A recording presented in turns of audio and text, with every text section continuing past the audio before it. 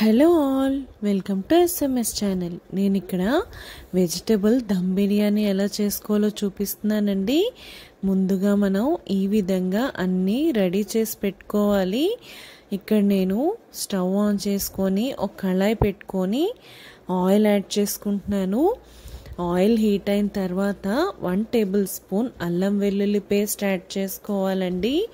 మనకి పచ్చివాసన పోయే వరకు అది ఫ్రై అవ్వాలి, లేదంటే బాగోదండి. ఇప్పుడు ముందుగా తరిగి పెట్టుకున్న పచ్చిమిర్చి, కరివేపాకు యాడ్ చేసుకొని ఒకసారి బాగా కలుపుకోవాలి. ఇప్పుడు నేను ముందుగా కట్ చేసి పెట్టుకున్న ఉల్లిపాయ ముక్కలు కూడా యాడ్ చేసుకుంటున్నానండి. యాడ్ చేసుకొని కొంచెం సాల్ట్ యాడ్ చేసుకొని ఆనియన్స్ ఫ్రై. దీంట్లో నేను క్యాష్యూస్ యాడ్ చేసుకుంటున్నానండి. క్యాష్యూస్ వేయడం వల్ల తినేటప్పుడు మధ్య మధ్యలో క్యాష్యూస్ భలే ఉంటుందండి టేస్ట్. అవి యాడ్ చేసుకొని ఒకసారి బాగా ఫ్రై చేసుకోవాలండి. ఇప్పుడు నేను దీంట్లో ముందుగా కట్ చేసి పెట్టుకున్న క్యారెట్ పీసెస్ యాడ్ చేసుకుంటున్నానండి. వేసుకొని ఒకసారి బాగా కలుపుకొని ఒక 5 మినిట్స్ లిడ్ క్లోజ్ చేసి ఫ్రై చేసుకోవాలి. ఇప్పుడు మనం ముందుగా కట్ చేసి పెట్టుకున్న బీన్స్ కూడా యాడ్ చేసుకోవాలండి. మనకి ఇష్టమైతే పొటాటో కూడా యాడ్ చేసుకోవచ్చు. చూడండి ఎంత కలర్ఫుల్గా ఉందో. బిర్యానీ టేస్ట్ కూడా అంతే రుచిగా ఉంటుంది. ఇప్పుడు నేను దీంట్లో గ్రీన్ పీస్ యాడ్ చేసుకుంటున్నాను. మా దగ్గర స్వీట్ కార్న్ కూడా ఉన్నాయండి. అవి కూడా కొంచెం యాడ్ చేసుకొని ఒకసారి బాగా కలుపుకోవాలి. ఒక 5 to 10 మినిట్స్ లిడ్ క్లోజ్ చేసి ఫ్రై చేసుకోవాలండి.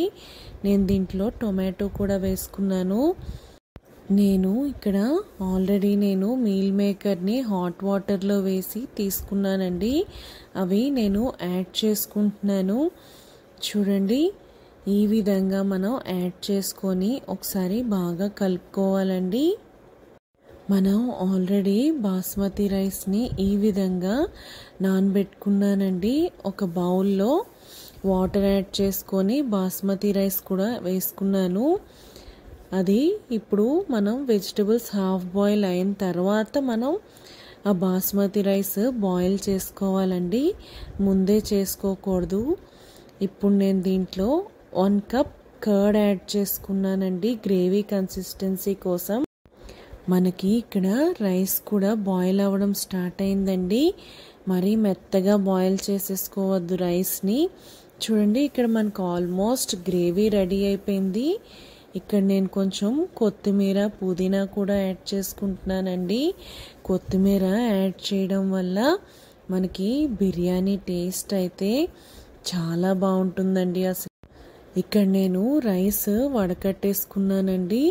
చూడండి, మనకి ఎంత చక్కగా రైస్ ఉడికిందో.